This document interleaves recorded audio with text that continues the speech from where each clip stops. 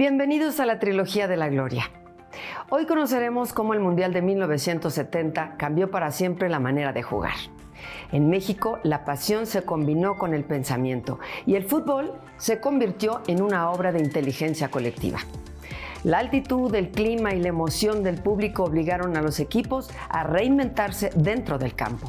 Por primera vez, las tácticas fueron tan importantes como el talento. Cada pase, cada línea, cada movimiento tenía un propósito. Los entrenadores planeaban con precisión y los jugadores aprendieron que ganar también era saber leer el partido. México fue el escenario ideal para esa revolución silenciosa, el lugar donde la estrategia se volvió espectáculo. Más allá de los resultados y los nombres, 1970 fue el mundial que transformó la mente del fútbol.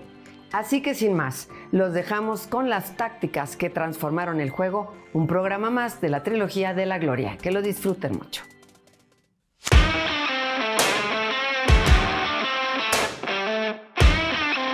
...1970... un mundial que cambió la forma de jugar y de pensar el fútbol. En México, la altura, el clima y la pasión se mezclaron como un solo equipo. Cada estadio respiraba historia. El Azteca, el Jalisco, el Cuauhtémoc. No solo fueron canchas, fueron fortalezas. Los rivales llegaban con potencia, pero aquí descubrieron que la estrategia también se entrena. Raúl Cárdenas moldeó un México ordenado y valiente, capaz de adaptarse, de resistir y golpear en el momento justo. Brasil, con su fútbol alegre y veloz, convirtió la táctica en arte, y Pelé, con su sonrisa eterna, hizo del balón una extensión del alma. Fue un mundial de inteligencia y coraje, donde el fútbol se jugó con la cabeza, pero sobre todo, con el corazón.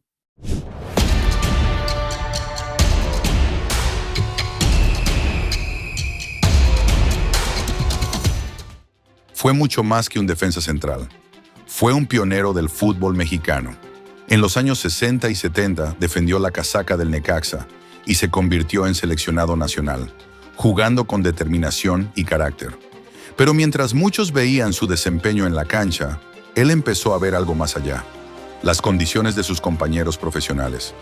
Fue él quien impulsó, junto a otros, la creación del primer intento serio de sindicato de futbolistas en México. La necesidad de justicia, de dignidad, de derechos. Esa lucha le valió críticas, riesgos y sacrificios. Carlos Albert no solo defendió su área, defendió al jugador. Su voz recalca que el fútbol se vive también en la equidad. Brasil era un equipo muy capaz, pero muy inteligentes también. No resolvían los juegos nada más porque Pelé era un gran rematador de cabeza y porque no resolvían los partidos en base a jugadas personales, particulares. Era un gran equipo de fútbol, un gran equipo de fútbol. Brasil vino con 25 jugadores que hubieran sido los mejores en cualquier otro equipo. Y jugaban de una manera como amigos, era impresionante verlos jugar. Yo tuve la suerte de verlos, de jugar contra ellos. Fueron a la preparatoria nuestra a entrenar. Teníamos una cancha muy buena de pasto, cerrada, con muy buenos vestidores y todo. Y normalmente los equipos que venían a jugar pentagonales y cosas, iban a jugar ahí a nuestra escuela. Y luego resulta también que no eran siempre 25 o 22. Entonces, para jugar un interescuadras entre ellos, pedían que 2 o 3 de nosotros los acompañáramos. Y yo tuve la suerte de ser uno de ellos. Entonces yo de repente me colé ahí para jugar contra Pelé.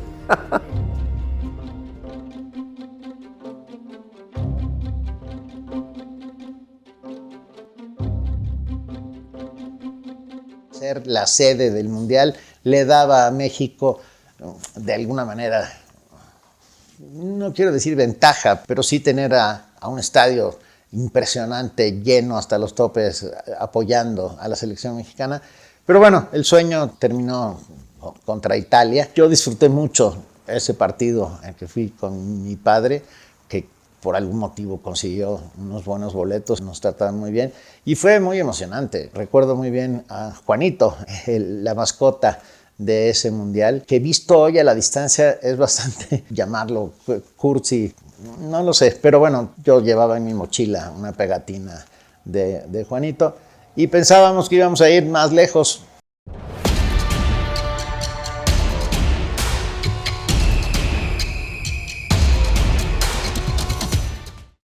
Nomás el partido de la inauguración contra Rusia y posteriormente ya no participé en ningún encuentro, pero sí fue una experiencia de que no esperábamos que fuéramos, bueno, contra Italia sí, porque sabíamos el rol de la organización, pero jugar contra Italia, pues además se le empezó ganando a Italia 1-0 con un gol de José Luis González La Calaca. Y después empezaron los italianos, metieron 1-0, 1-1, los 2-1 y nos metieron 4-1. Pero sí fue, siento que sí fue un handicap para ellos que nos había salido de la Azteca en esta ocasión.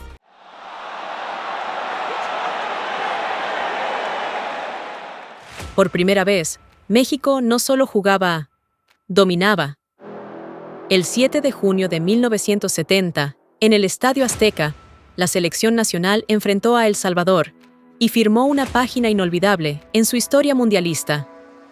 4 goles que no solo significaron una victoria, sino un cambio de mentalidad. Era la confirmación de que México podía competir, atacar y, sobre todo, ganar con autoridad. Esa goleada no fue casualidad. Fue el resultado de una táctica clara, de un equipo ordenado, inteligente, que aprendía a usar la estrategia como arma.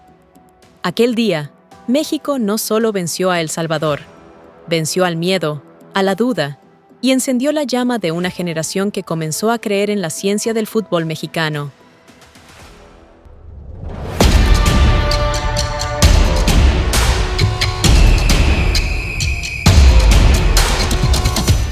Ya te va dando y te va llevando y te va dando oportunidades.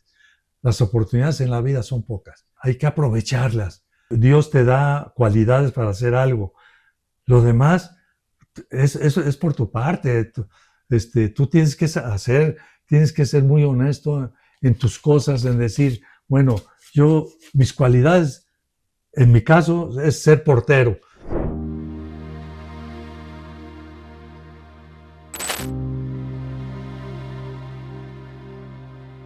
Yo jugaba de portero y nadie me decía que me tenía que aventar de una manera o de otra. Pues yo atrapaba y me decían, oye, qué bien juegas. Ah, bueno, pues qué bueno, que a todo dar. Pero cuando te estás dando cuenta, ya que vas creciendo futbolísticamente, te vas dando cuenta, ah, caray, aquí me falta esto. Aquí tengo que entrenar más esto. Aquí tengo que salir así, de esta manera. Entonces, los entrenamientos son para eso. Entonces, es cuando viene tu honestidad de decir, vamos a entrenar lo que me hace falta. Yo no estoy completo. Hasta los más grandes porteros tienen deficiencia. Entonces hay que entrenar y ser honesto y querer ser. ¿Hasta dónde quieres llegar? Tú mismo eres el que tienes la oportunidad de hacer lo que tú quieras hacer. ¿Hasta dónde quieres? Entonces, y no nomás en lo futbolístico, en todas las etapas de tu vida.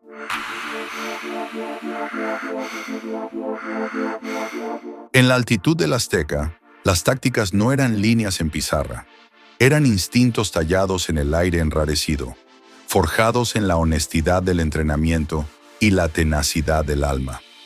México, con su 4-3-3 compacto, convirtió la fatiga rival en aliada, lanzando contraataques como flechas aztecas que perforaban defensas exhaustas. Raúl Cárdenas orquestó defensas que absorbían presión como esponjas del desierto, liberando a Borja para remates quirúrgicos que cortaban el viento. Brasil respondió con fluidez total.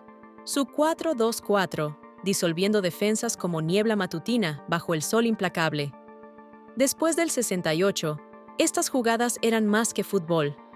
Eran afirmación de un pueblo que, herido, elegía estrategia sobre furia ciega, transformando el dolor en diagrama vivo de resiliencia. La presión es un enemigo invisible, nubla la vista y fuerza el error humano. Pero en este nivel, la perfección no existe. Lo que cuenta es la resiliencia.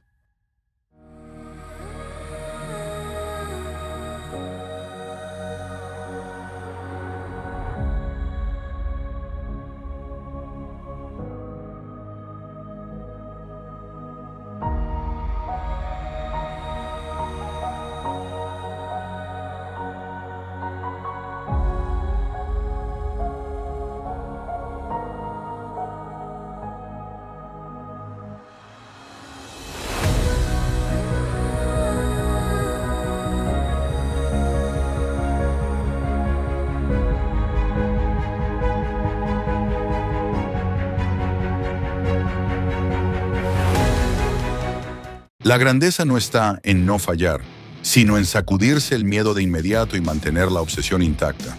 Encontrar el camino al gol, cueste lo que cueste. En el fútbol, las tácticas no solo definen partidos, definen destinos. Entre la euforia de la victoria y la tristeza de la derrota, existe una delgada línea trazada por la estrategia.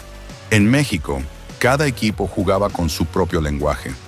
Unos hablaban en defensa, otros en improvisación, y algunos, como Brasil, en poesía pura. Las pizarras se convirtieron en campos de batalla, donde la mente valía tanto como las piernas. Ganó quien supo leer el tiempo, quien entendió que la paciencia también es una jugada, porque el fútbol, como la vida, no siempre premia al que golpea más fuerte, sino al que piensa mejor bajo presión. Entre victorias y derrotas, la táctica es la brújula que guía el corazón del juego.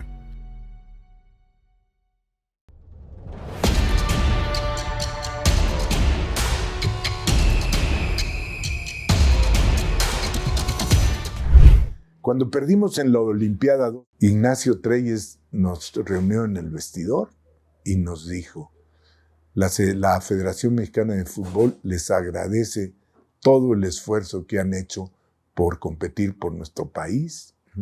Váyanse tranquilos, no atiendan a la prensa, todos ustedes son estrellas en sus equipos, váyanse en paz, ¿no?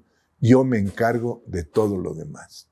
Logrado por primera vez la clasificación a cuartos de final, y así nos despidieron. Horrible. No, ni un agradecimiento, la Federación Mexicana los libera del compromiso, nada, se encerraron.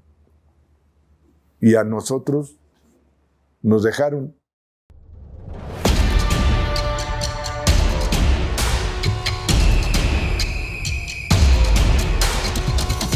Bueno, creo que había que aprovechar las condiciones del local, ¿no? Sinceramente, nunca fui tan partícipe de la forma como accedió a la siguiente ronda, que fue contra Bélgica.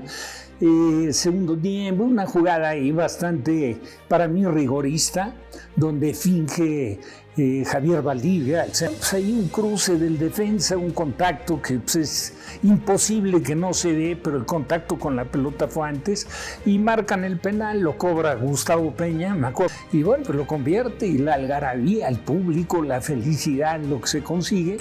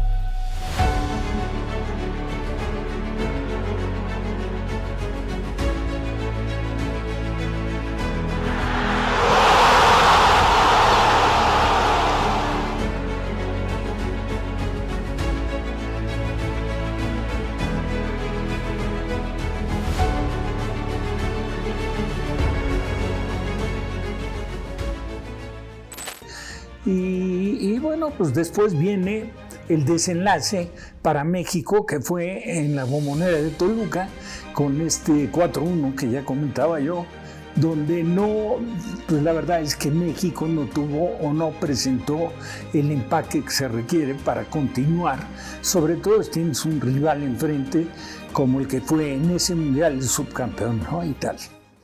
Ser futbolista no es solo patear un balón, es levantarte cada día con la pregunta más difícil: ¿soy mejor que ayer?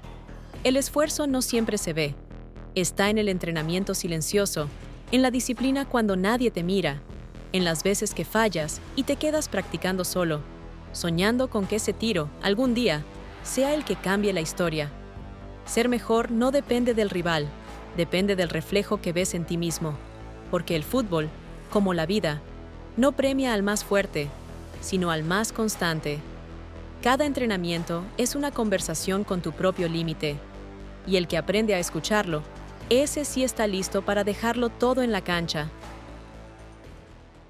Nos llevaron a Toluca, pero como te mencionaba, un mundial con 16 equipos de lo más grande de todo el mundo, pues nos tocó enfrentarnos contra Italia, que Italia, pues todos sabemos que es un gran país con una gran tradición futbolística, que llegó a la final. Claro. Pues te digo todo, y luego le ganó a Alemania en el partido del siglo. O sea, no íbamos a ir a enfrentarnos con un equipo débil, un equipo poderoso. Y pues perdimos, metimos el primer gol en ese partido y desgraciadamente, faltando 3-4 minutos, nos meten un autogol. El Calimán Guzmán le pegó en la pierna, no me la desvió, ya no alcancé a recuperarme y salimos 1-1 al medio tiempo. Claro. Entonces, imagínate la gente eufórica, vamos adelante y todo. Y nosotros en el vestidor, sí, vamos adelante, vamos al segundo. Y nos alocamos, porque Italia, yo creo que su fútbol más fuerte y lo que hace mejor son los contragolpes. ¿Qué? Y nos agarraron con contragolpes. Por querer ir adelante, nos descuidamos, nos agarraron con contragolpes. Y pues por eso fue el resultado así. Claro. Y pues desgraciadamente, pues perdimos, pero pues hay un récord ahí de partidos sin gol en toda la primera etapa y pues es una gran satisfacción para mí y para todo el equipo.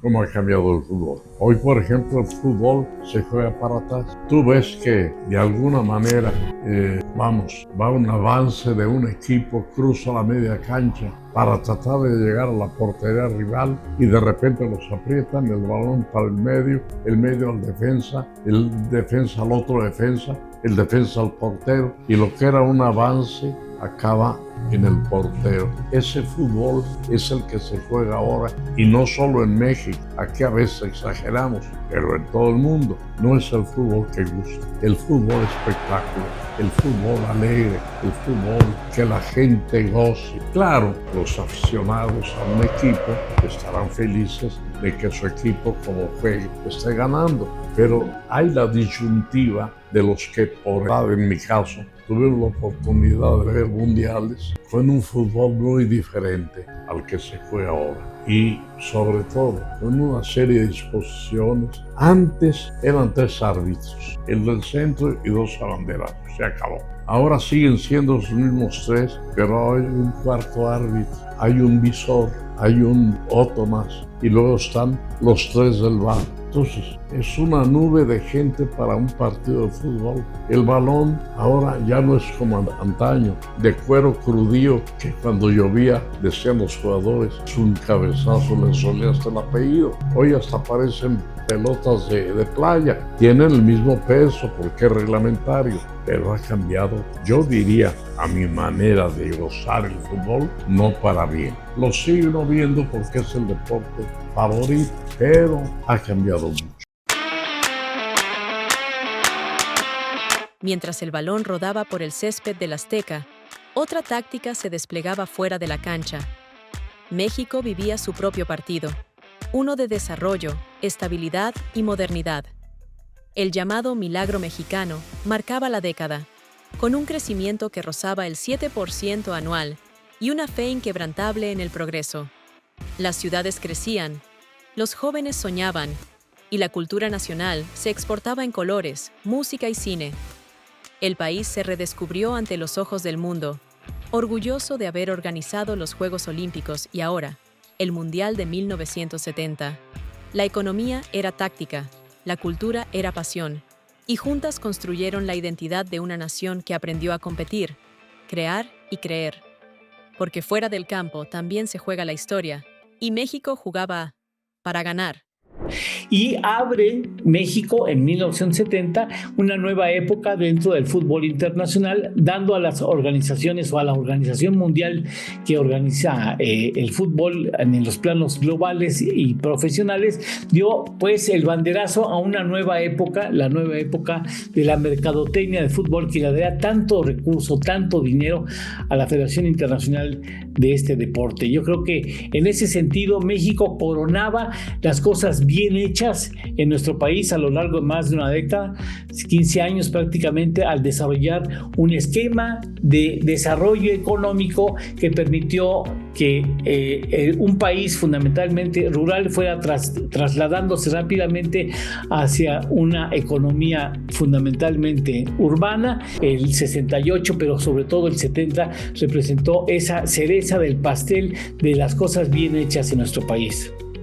Particularmente en el tema cultural, grandes instituciones fueron creadas en esos tiempos, el Colegio de México, el Fondo de Cultura Económica, en donde muchos de los exiliados españoles y posteriormente de los siguientes exilios provocados por las dictaduras en el Cono Sur hicieron que llegaran estos intelectuales, esta gente maravillosa. Y tiene razón, también hubo un montón de gente que aportaron a la sociedad mexicana económicamente, en el sentido de creación de empresas, etcétera, etcétera.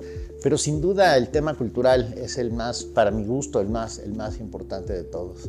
Pero en 70 todavía no, bueno, habían llegado los refugiados españoles, por supuesto, todavía no habían llegado los refugiados de los otros países del Cono Sur. Pero estaba ahí el germen de una sociedad más crítica, de una sociedad más abierta, una sociedad que necesitaba levantar la voz para transformar al país. Necesarísimo la transformación del país. Las tácticas de 1970 no fueron meros planes trazados en pizarra.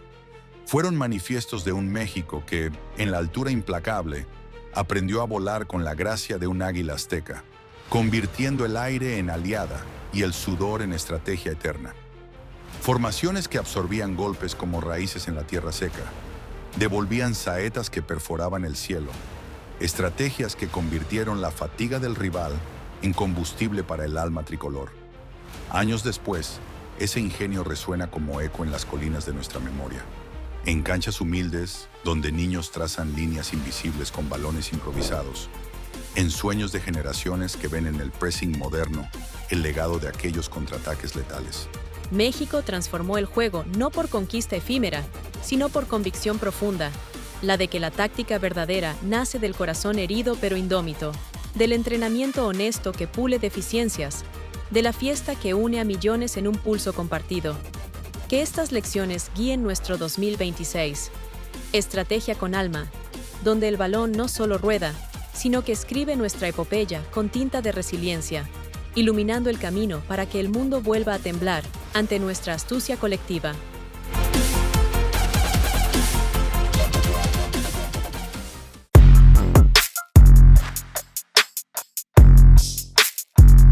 El Mundial de México 1970 revolucionó las tácticas al priorizar el fútbol ofensivo y creativo sobre las defensas rígidas. Gracias a la altitud del Estadio Azteca, 2.200 metros sobre el nivel del mar, los jugadores se agotaban, pero el espectáculo se multiplicaba. Se marcaron 95 goles en 32 partidos, un promedio de 2.9 goles por juego. Brasil, bajo la dirección de Mario Zagallo, perfeccionó el sistema 4-2-4 fluido. Clodoaldo y Gerson liberaban a Los Ángeles, Rivellino, Pelé y Jairzinho para triangulaciones letales. Italia, con Ferruccio Valcarelli, usó una defensa férrea, pero en semifinales, contra Alemania, mostró contraataques letales. 4-3 en prórroga, en el famoso partido del siglo. ¿Cómo olvidar a Beckenbauer, que con el brazo en cabestrillo encarnó la resiliencia alemana?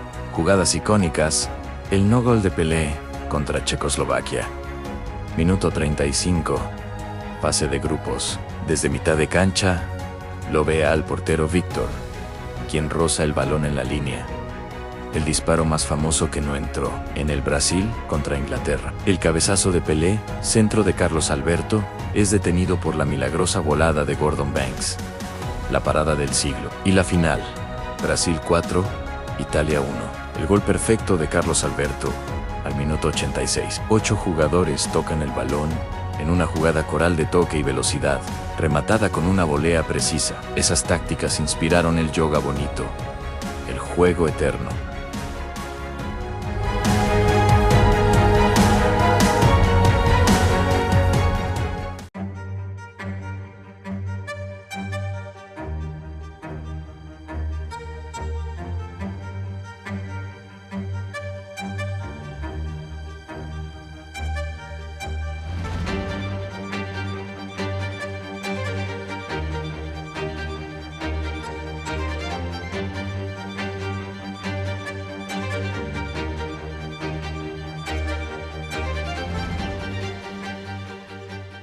Eso habla de que la sociedad mexicana, unida en un evento deportivo de esa magnitud y de ese tamaño... Fue lo máximo, el Mundial del 70, fue lo máximo.